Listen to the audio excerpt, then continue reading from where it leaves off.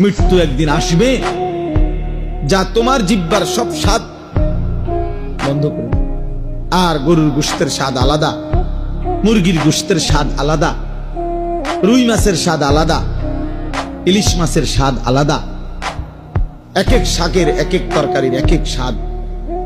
এই ছোট্ট একটা জিহ্বা এক মহান মালিক কি পরিমাণ ভাবে সেটিং করে দিয়েছেন, যা লক্ষ আইটেমের খাবারও ভিন্ন ভিন্ন স্বাদ বলে দেয়। অথচ ঠিক এই সাইজের আরেকটা গোশতের টুকরা যদি এটা বদলাইয়া এখানে লাগান, ওই অনুভূতি মিলবে। এরকমই তো গোশতের টুকরা, আমার এই হাতের গোশত, পায়ের গোশত, সেখানে তো এরকম অনুভব হয়। তো আল্লাহ নবী সাল্লাল্লাহু আলাইহি সাল্লাম বলেন,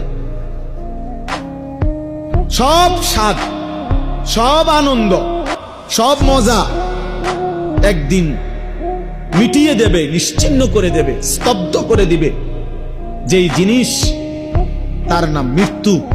আকসিরু, আমার উম্মত বেশি বেশি স্মরণ।